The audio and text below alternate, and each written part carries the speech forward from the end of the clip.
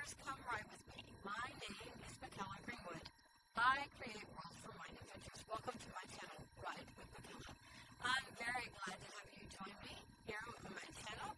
So don't forget to like and subscribe and hit the bell so you can go on this journey with me. Today we're going to explore the world of a well-known author who wrote under the pen name of George Orwell. He's written several books, including Homage to Catalona and Animal Farm, and we are on 1984. So in today's episode, we're going to discuss Chapter 7. It's actually VII, Part 1 of the story. I don't know if that makes a difference to you. I don't know how yours is chopped up into chapters or not, but we're going to discuss this in a book club for me. Side note, like I said, my edition, it has the word 1 for chapter 1.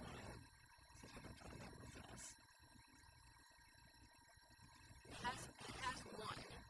You can see 1 there. But when I went to chapter 2, I can go to chapter 2 of those.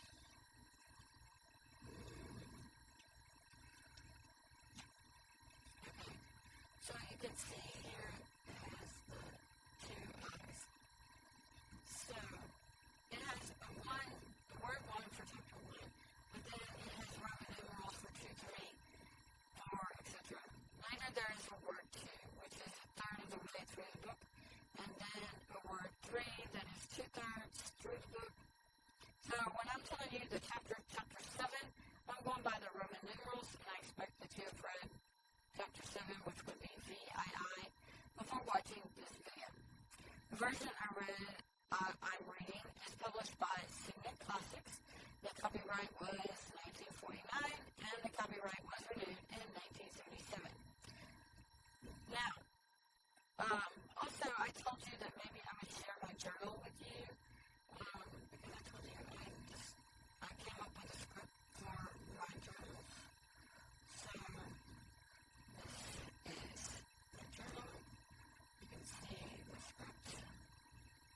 So, I created that script. I have a journal here, and I have the script in it as well. I'm breaking up other things out of the journal. But I don't know writing. Anyway, you've seen the script. So, well, that's what I developed as a kid to write in my journal, and I kept it up when I was married to my ex. Because I stick to my thoughts private. Anyway, I told you I'd share that with you. I don't know how well you can see it on the screen. But I tried to get it real close so you can see all the difference and everything. So, let's dive into chapter 7.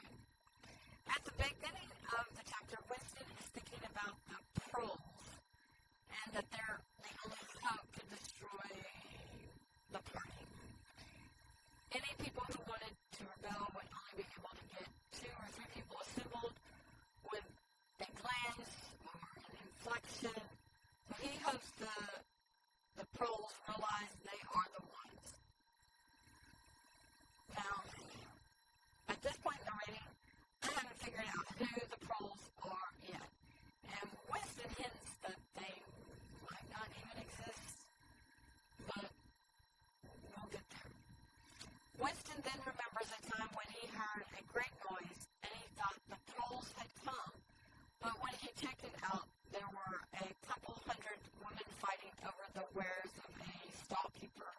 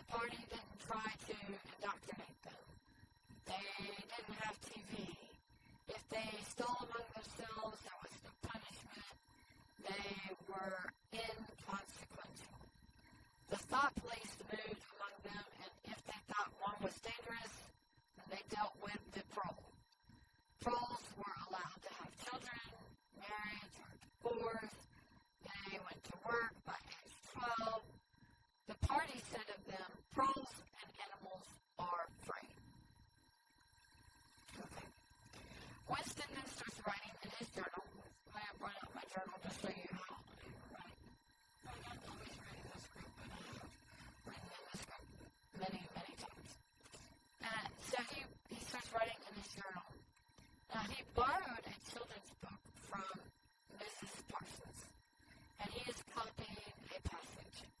The passage spoke about London before the Revolution. It talked about ugly and dirty city, and it talked about hungry slaves and rich capitalists. The capitalists owned everything and had all the money, and you had to bow to them and call them king.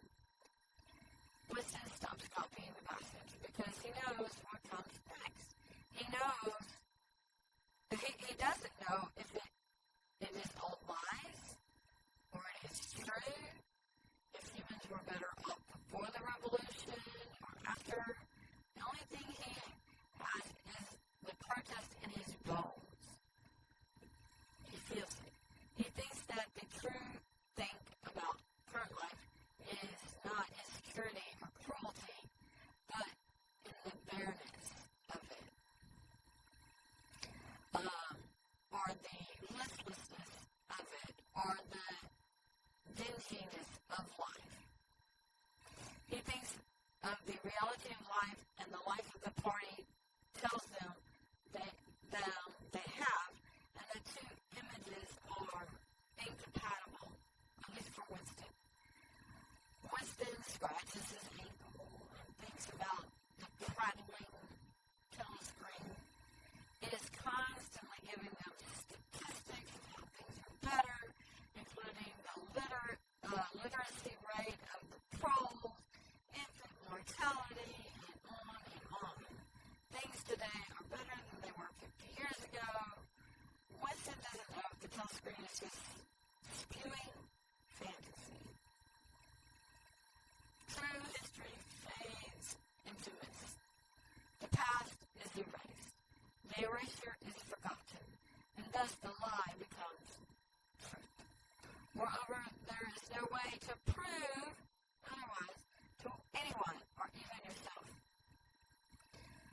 Winston recalls a much earlier time, between 1865 and 1970. He remembers 3 revolutionists who disappeared for a year or two, and then the party found them. The party pardoned them, and they pledged allegiance to the party. They wrote columns in the Times to explain things, and they were given jobs. Winston believes these figures initially predated Big Brother. Winston remembers seeing them once in the Chestnut Street Cafe, but he also knows that anyone that crossed the thought police was essentially a corpse waiting to be sent back to his grave. So Winston knew it was dangerous for anyone to see him in the same cafe as the 3 revolutionists. He reflects on Rutherford, one of the revolutionists. Rutherford had done caricatures, and his works then were the same as before the revolution, but they lacked the same finesse. And the man looked like he had aged quite a bit. The telescreen changed its song and played something different. Now, shortly after this day, so he's thinking through this day, and the telescreen going off in the background, and it changes its song, so it kind of pervades his consciousness, and then he goes back to thinking shortly after this day, the 3 were rearrested. They had confessed to actions before, now they reconfessed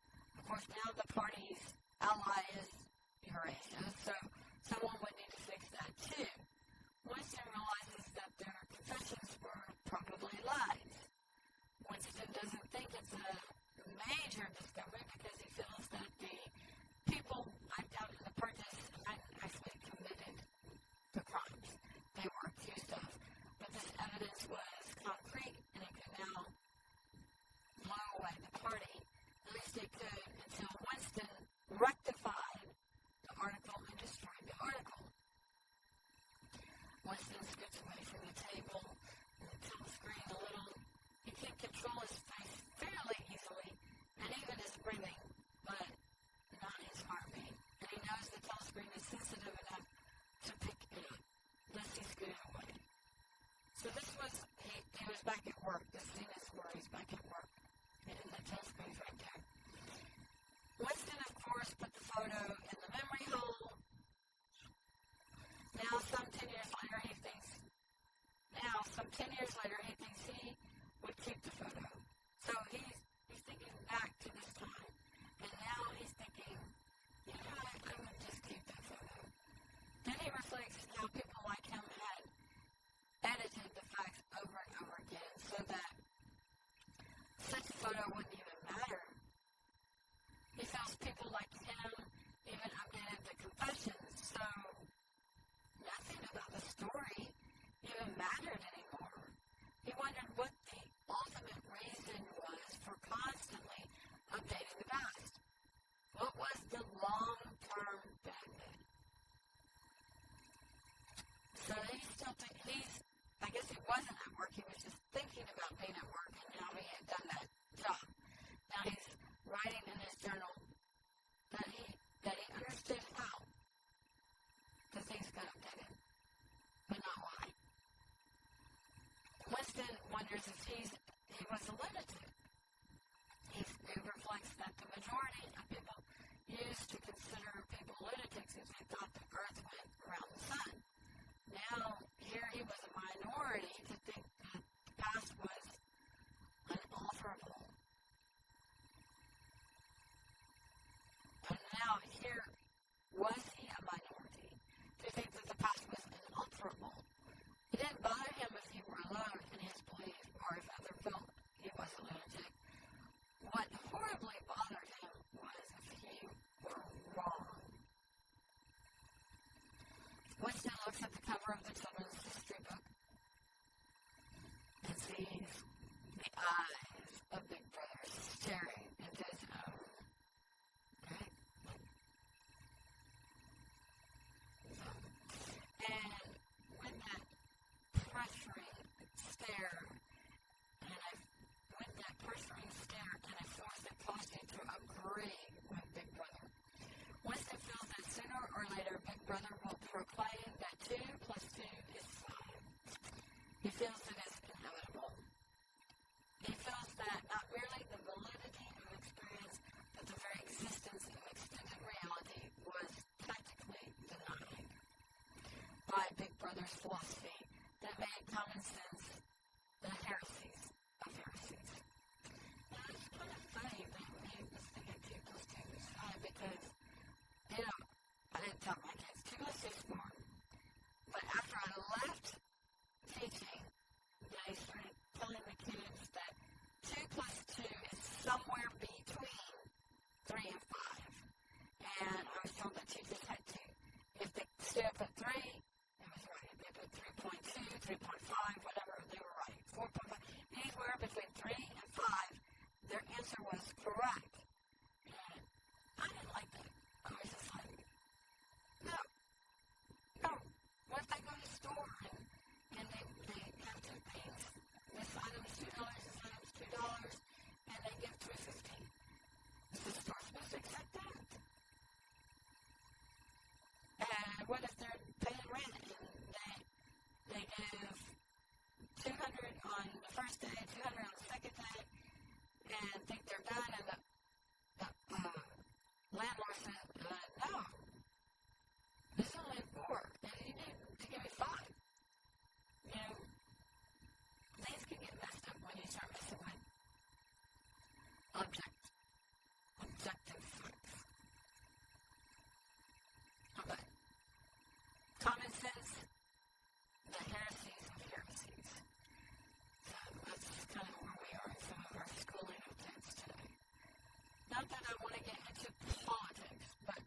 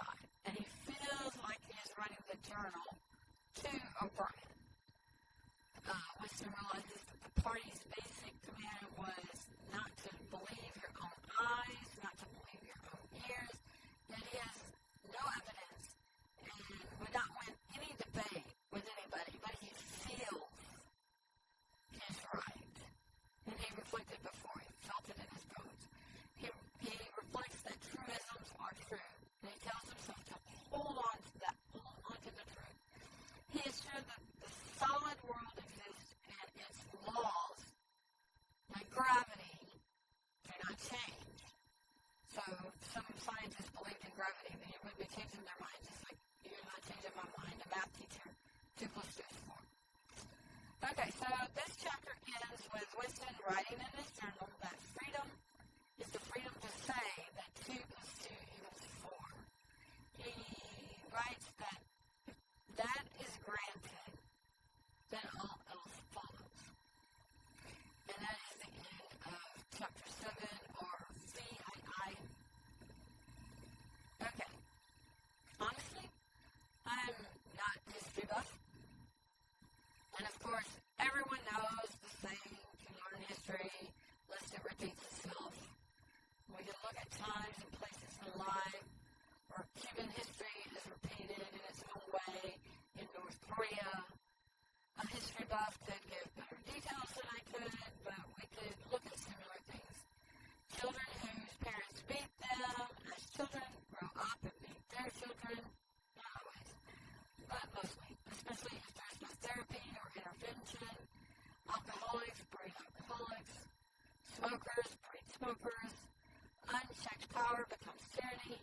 These are cycles of history, or updates. Yeah.